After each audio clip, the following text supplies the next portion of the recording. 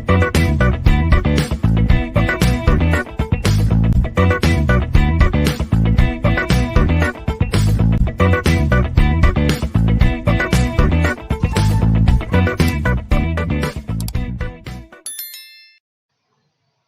everyone, in this video I'll be teaching all about inherent ambiguity. So we all know that what is ambiguity, and regarding ambiguity I've already done a video on ambiguous grammar, so you can refer that.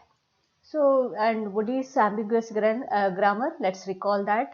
That is, if you can draw more than one past tree, or more than one leftmost derivation, or more than one rightmost derivation, then we can say that and these things, the derivation and past tree, and these are the things you have to do it for one particular input. For one particular input, if you are able to draw multiple past trees, or able to draw multiple leftmost derivation, multiple rightmost or rightmost derivations, then we can say that such a grammar is ambiguous. Then what is inherent ambiguity? See, inherent ambiguity is nothing but there are in context free grammar, or we can say in context free language, for which no unambiguous grammar exists. There are some grammars, that is context free grammars, and for which no unambiguous grammar exists. Okay, and normally what happens, if you have a ambiguous grammar, that can be converted into unambiguous grammar, but there are some context free grammar for which no unambiguous grammar exists. Okay, so such a grammar is called as inherent ambiguous grammar. Okay, so for such a language is called as languages are inherently ambiguous. Okay, so let me repeat again. See, in case of context free grammar, in case of context, we can prove that some are unambiguous grammar, okay, and for in case of inherent ambiguity, for those ambiguous grammar cannot be converted into unambiguous grammar, whereas in some cases ambiguous grammar can be transformed into unambiguous grammar. In case of inherent ambiguous grammar, we cannot do that. So let's see the example. L equal to a to the power I, b to the power j, c to the power k, such that I comma j greater than equal to 0, I equal to j or j equal to k. There are two cases, either this is equal or j equal to this is equal. So this can be written in this form: a to the power n, b to the power n, because I said I or j should be equal. So this power can be equal. That's why I am going to write a to the power n, b to the power n, c to the power n, such that n comma m greater than equal to 0, union a to the power n, b to the power m, c to the power m, because the other case is j equal to k. This power and this power can be equal. That is shown here, such that n comma m greater than equal to 0. Okay. Now, every string in L has either or both the same number of A's and B's, or the same number of B's and C's. Okay, and L is inherently ambiguous. We are going to tell that L is inherently ambiguous.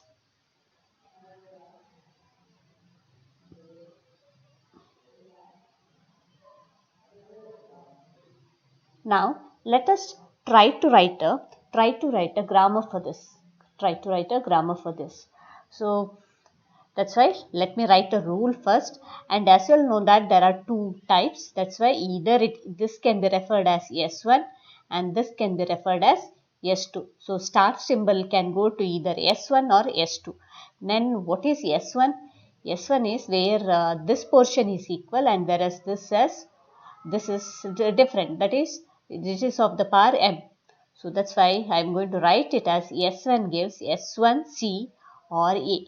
What is A? A is nothing but S1C or A. S1 can be A, can take the form, this portion can take the form A. What is A? So that is before C, it can take the form A. A is nothing but number of A's and number of B's need to be equal. That's why I call A, B. For every A, there has to be one B. So this need to be called repeatedly, and one point of time this should vanish. That's why the smallest power n is 0. Power n is 0. So that's why it is epsilon. So string based on a to the power n 0 to the power 0, the smallest string it can get is epsilon. Next we have S2. Next we have S2. S2 gives A S2 because this is of power n and these two are of power m. So that's why A and then S2. Call A followed by S2. What is S2? S2 can take the form B. S2 can take the form B. B is nothing but BBC or epsilon. BBC or epsilon. So here now consider the strings in A to the power n, B to the power n, C to the power n. So now let us take one kind of a string of this language, isn't it? See here what did I say? It is A to the power n, B to the power n, C to the power n. And here what I can say, A to the power n, B to the power n, C to the power n. And there may be a point comes, all these powers can be same. There may be a point comes, all these powers can be same because we don't know what is n and we don't know what is n. There may be a possibility that n also becomes 2 and m also becomes 2. N also becomes 2, m also becomes 2. That means there is a possibility that we can get strings something like this. A to the power n, B to the power n, C to the power n, and such that n greater than or equal to 0. For this, because this can be explained with this portion, this can be explained with this portion or this portion. That means we are going to get a distinct derivation. Definitely we are going to get a distinct derivation, one through S1 and other through S2. So it is so we can tell that it is possible to prove that L is inherently ambiguous. Inherently ambiguous because for this case we cannot modify it. We cannot modify. That is, we cannot make this grammar as unambiguous grammar. Transformation is impossible. So given any grammar G that generates L, there is at least one string with two derivations in G. So here definitely we are going to get a ambiguity for the same input. Next we'll see the techniques for reducing ambiguity. So there is no general purpose algorithm in this regard, but we can try to reduce the ambiguity by eliminating the rules like S gives epsilon, that is non-terminal gives epsilon. Such a rules try to avoid in the grammar, and rules with symmetric right hand sides, something like this. The grammar is ambiguous if it is both left and right recursive first of all. So we as far as possible avoid right hand side symmetric rules. That is something like this: S gives SS, E gives E plus C. And remember, the grammar is ambiguous if it is both left and right recursive. And the third option is rule sets that lead to ambiguous attachment of optional postfixes. Let me give you all examples related to this. Suppose if I have a rule like S gives A and then A, or A gives B.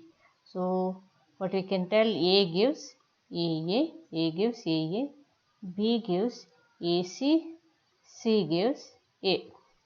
There are two kinds of rule. So what happens if you want to process AAA, if you want to check whether this particular string is part of the grammar or not, then you will start from this, whether to go on this or go on this, because we don't know what is next. So suppose if you had proceeded with this, then we can get this or this. So sometimes because of the optional postfixes, because we have two options, either you can go about this or this. So because of this, we will get ambiguous uh, because of all these attachment, optional postfix attachment later, that is the symbols that are present later in the rule, that can give you the ambiguity in the grammar.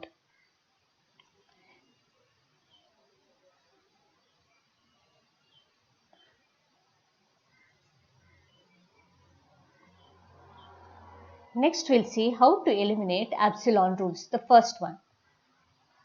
Consider G equal to V sigma RS BSCFG.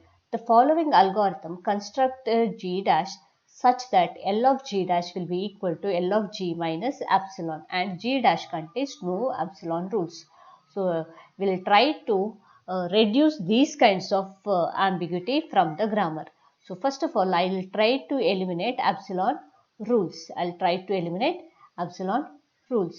So that's why I have to apply the algorithm called remove epsilon on the context-free grammar. If you have any rule of the form S gives epsilon, that is non-terminal gives epsilon, such a rule you can try to avoid by applying this remove epsilon algorithm. Let's see the algorithm in detail. First of all, the whatever the grammar that is CFG grammar, initialize it to G dash, and then find the set n of nullable variables in G dash, and variable x is nullable if and only if either there is a rule of the form x gives epsilon, or or suppose I can tell that particular variable is nullable. So here we have to choose for a non-terminal. So we have to make a list of nullable variables. For example, if I have a gives epsilon, I can put this non-terminal as nullable variables. Okay.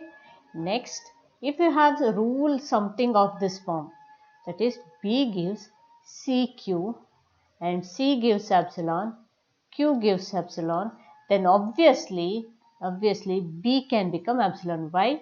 C also can become epsilon and Q also can become epsilon if you substitute. So this entire symbols on the RHS can become epsilon. That means B can become epsilon. So you can put in that case also B into nullable list, and as far as, and also C and D based on C gives epsilon, Q gives. So this is how you have to identify the nullable variables. Okay. Set n to the set of nullable variables that satisfy 1, and until an entire pass is made without adding anything to end.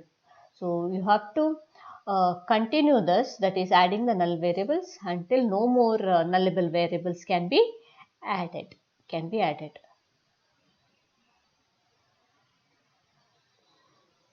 So evaluate all other variables with respect to 2.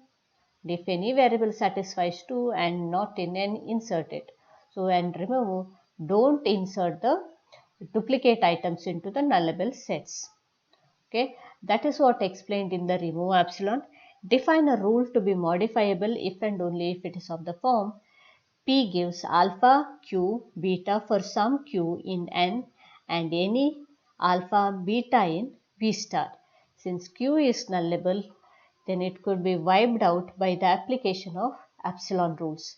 For example, if q is nullable, then once you after identifying the nullable variables, then you have to modify the rules. That is, P gives, if you come to know that Q is nullable in the nullable set, then you try to eliminate Q, because this can be removed. Q can be removed, as this is because of the application of epsilon rules. Okay, because of the application of epsilon rules, and more about this I will explain with the example. So you can see here, if suppose P is in this form and Q belongs to nullable variable, then add the rule P into alpha beta to the grammar set. Okay. If alpha beta is not equal to epsilon, if it is not already present, and if alpha beta is not equal to epsilon, and if P is not equal to alpha beta. So in that case, you can add this rule into the grammar. Delete from G dash all rules of the form X gives epsilon. So finally, in the grammar, in the context free grammar, you should not have a rule of the form X gives epsilon. So finally, return G dash. Let's apply. We have a rule S gives ATA. So let me write that again. S gives ATA. Then T gives ABC. A gives A or C.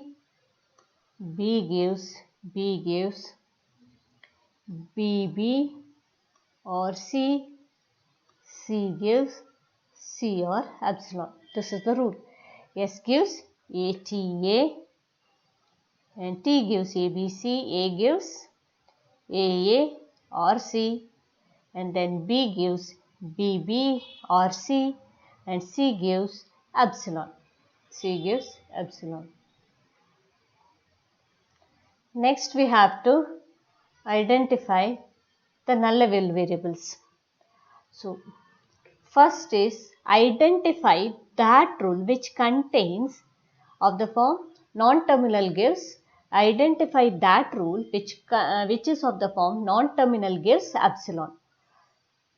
So you know that all these are non-terminal. So which is giving epsilon? This is not giving epsilon, direct epsilon. No. So C is giving epsilon. Here C gives epsilon we have. So I can add initially into the nullable set C I can add. Next, can I add S? No, because I am not sure about T. I'm not sure about T because A and B, C, only C is right now null, epsilon. So we cannot tell about A, B. So let's move on to A and then we can come back to these two. A gives C. Whether C is nullable? Yes. So we can add now A, and also we can add B. So now A can be nullable because A gives C. If A gives C means what? Which gives A, C can give you epsilon. So that's why A can give you epsilon. You hope you know the transitive rule. Next comes so B gives C, also can give you B gives epsilon. So we can tell if you substitute C's production here, then again B also can give you epsilon. So that's why I have added C, A, B. So next C is already added. What about T now? Can I add T? A can give you epsilon, B can give you epsilon, C can give you epsilon. So I can add even T, union T. So A, B, C and T. So that's how I got this. Okay. Next comes to the next one. Next one is once after identifying the nullable variables, next is to add the rules into G dash, write rules. Because what's the rule? Now we'll see how to add the new rules to G dash. That is, we have come to know that ABCT are nullable variables. Now how to add the new rules.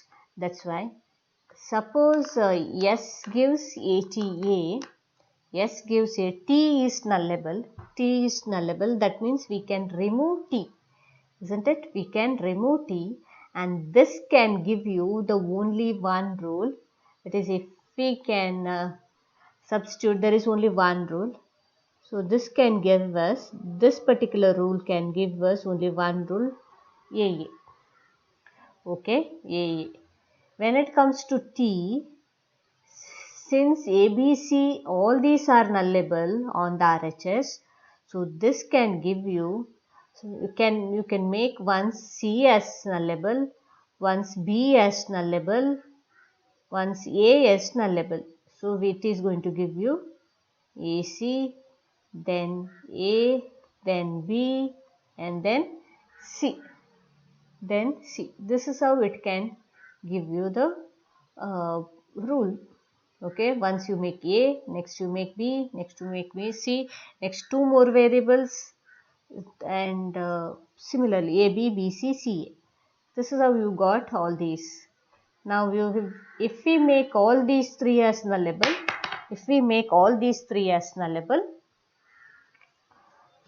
then it is going to give you epsilon, that we cannot add it. So that's how T is going to give you this. Next comes to A. A is nullable.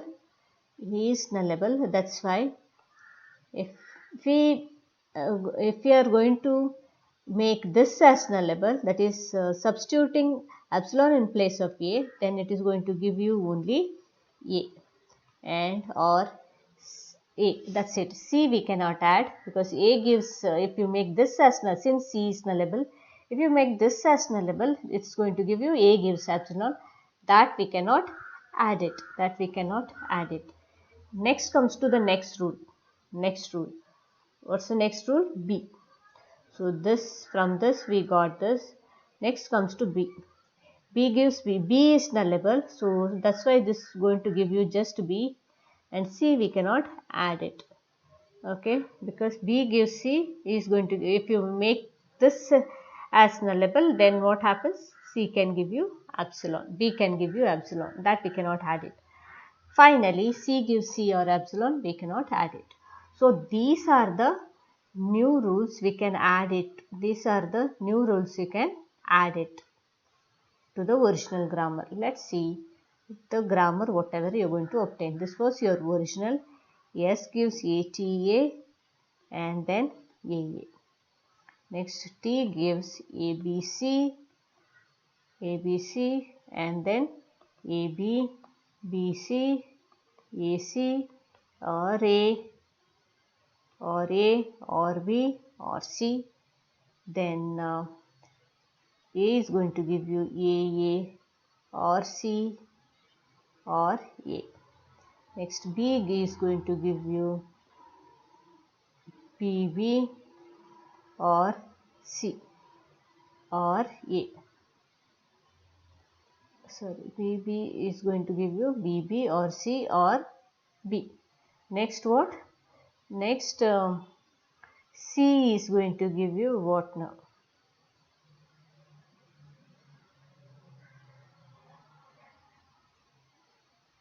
Is it required to add C gives C? Is it required to add C gives C? Yes, we need to add C gives C because this is a capital C and this is a terminal C. Okay, so we have to add, it is not C gives capital C. This is the small c. Okay, this is a terminal. So we have to add C gives small c.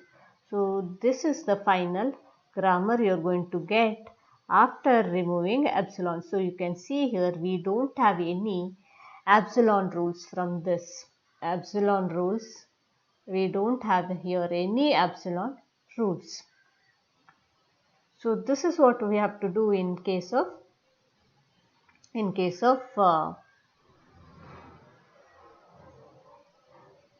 remove epsilon.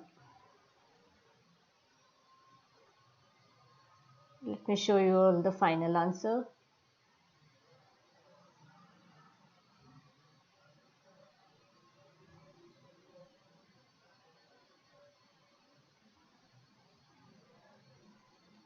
Rules obtained after eliminating epsilon rules are this, whatever I have got here.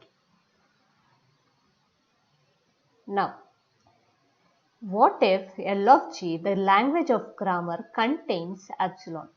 Then what you have to do? That we'll see here. Suppose if your language itself contains epsilon, then you have to add that somehow, isn't it? That is necessary. In that case, what to do? That we'll see next. We cannot avoid also sometimes, isn't it? That is important to retain it. If your language itself contains epsilon, then it is important to retain it. To handle this case, we are going to use the algorithm called at most one epsilon G on the grammar, on the CFG. Okay, so let's see that algorithm.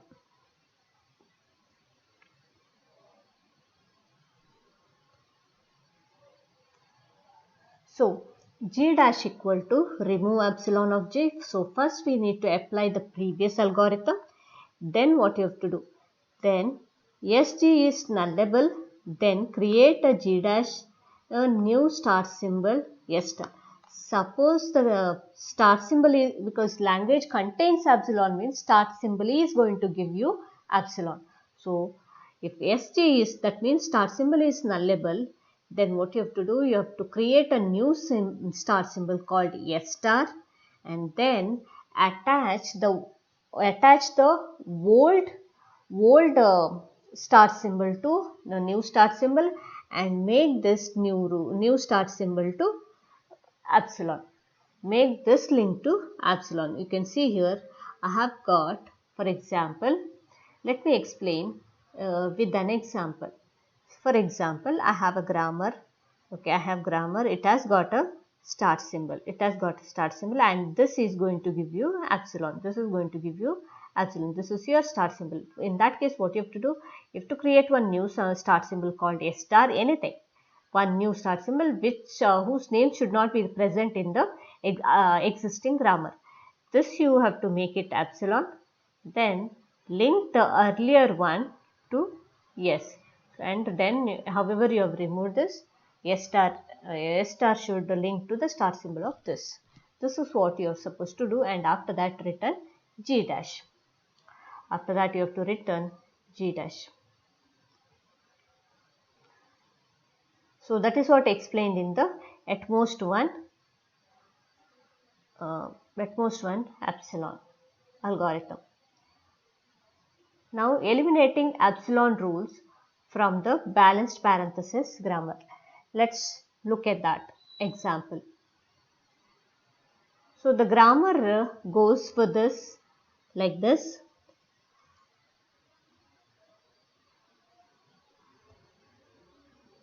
R gives, yes, this is the grammar. S gives parenthesis, yes, because I am going to eliminate epsilon rules from the balanced parenthesis grammar. So S gives SS and S gives epsilon.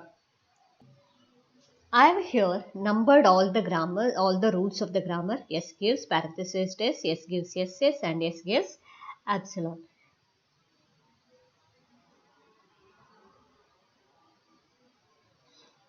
So now we would like to eliminate the ambiguity in G. Since epsilon belongs to L of G, we have to call at most one epsilon of G, which begins by applying remove epsilon to G. So first of all, we need to apply remove epsilon algorithm. So you can observe here this grammar contains epsilon, because start symbol is giving epsilon, means this grammar or this the language of this grammar contains epsilon. If so, we have to apply at most one epsilon grammar. At most one epsilon grammar. In that, this grammar begins from this step. So let's identify that. Let's identify the nullable variables. So S gives parenthesis S or SS or epsilon. This is the so now nullable is yes, clearly, because only one non-terminal here, and S gives epsilon, so this itself is nullable. Next, if this is giving nullable, then we have to add some more rules into it, isn't it? What about S gives S gives parenthesis 2 is going to give. If you make this is nullable, since S is nullable, this is going to give you the grammar this. Okay, and whereas in this case S gives SS. S gives SS. S gives SS. If I make SS nullable, if I make SS null, it's going to give you S gives S. So S gives S will not give you any benefit. S gives SS is going to give you S gives S itself, isn't it? S gives S itself. If you make this as nullable, if you consider this as nullable, S gives S you're going to. If you get this as nullable, again you're going to get S gives S. So that's why no any use, any special benefit in adding that. Finally, we have X gives epsilon, which has to be removed. So now your grammar goes like this. S gives parenthesized S, S gives open parenthesis, and this you have to add this here. And whereas this will not give you any new grammar, new rule. So that's why S gives SS, and finally S gives epsilon, we have to remove. Now this is the first step. What we had to apply in case of at most one epsilon algorithm. Next we'll see the next step. What's the next step? So since the grammar contains epsilon, we have to create a new star symbol. So let me name that new star symbol as S star, and that S star will give you epsilon, and then S star should give you the old star symbol. So these are the two rules we need to add to this grammar. So finally the grammar will be this. S star gives epsilon, S star gives S, S gives parenthesized S, S gives open parenthesis and closing parenthesis, S gives SS.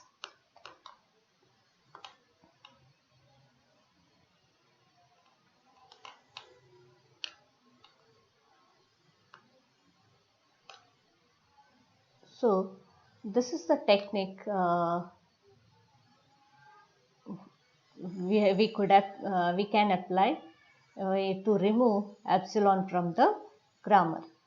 Let us try to parse the tree. See, if I try to parse this input, then I can obtain only one parse tree. Earlier, this was the original grammar. What's the original grammar? This grammar has given me two parse trees for the same input. Now, after eliminating this epsilon rules, it is giving me only one parse tree for this particular input. This particular input. One more parse tree, one more string called of this form. Open parenthesis, closing parenthesis 3 times. So this is going to generate two parse trees for the same grammar. This grammar is going to give me two parse trees. Two parse trees you can see here. Okay. So that means we need to modify whatever the grammar so far we have transformed.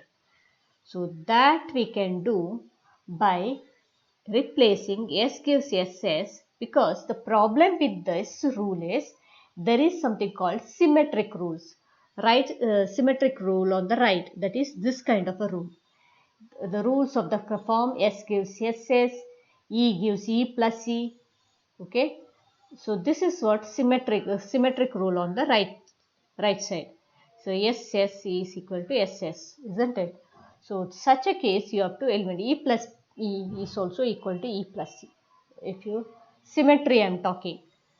Okay.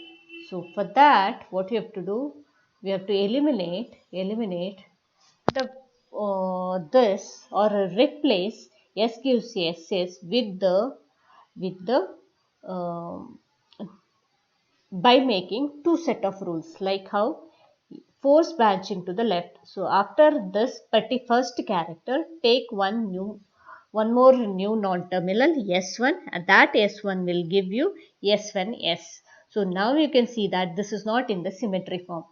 S gives S1 is not equal to S1S. Okay, so you can see here. So this is how you can branch it.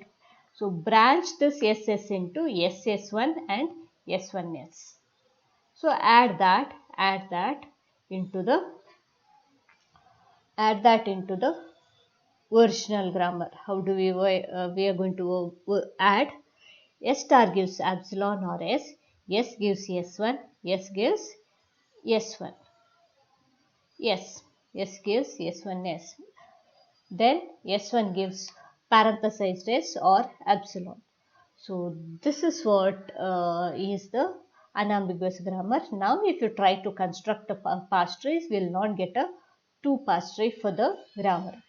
So this is the better grammar for the balanced parenthesis. Okay. Next we'll see an ambiguous arithmetic expression. If you have a grammar of this kind, E gives E plus star, E star E, or parenthesized E or ID, it is ambiguous. Why it is ambiguous? It fails to specify associativity, and it fails to define precedence hierarchy for the operations like plus and star. So because of these two reasons, it is unambiguous. This particular grammar is unambiguous. So for that, we can write an ambiguous grammar in this form. That is, for the grammar E gives E plus C, E gives E plus C, or E star E, or parenthesized E, or ID. Okay. So for this, how to do? This is a symmetry rule, isn't it? So E gives E plus, and then I will use new terminal. Then what is T is going to E is going to give you? E is going to give you T. E is going to give you T. Now what is T? T is now, because this portion should proceed further, isn't it? T is now T star F, or T gives F, F gives parenthesized E, and F gives ID. This is how we can convert this rule into unambiguity. So that means for every new rule, that is for to get a new operator, you have to use a new non-terminal. So E plus T. T will first do what? It is processed with the multiplication, and then T in turn is going to call what? F. F will finish the processing with the parenthesized, or if it is a simple operand like ID. So it's finished that, and then finished its operations with the star, then finish with the operation with the plus. So whenever you have an ambiguous grammar like this, you can convert in this format. E gives E plus T, or E gives T, T gives T star F, or T gives F, F gives parenthesized T, or F gives ID. So this is how you can write the unambiguous grammar.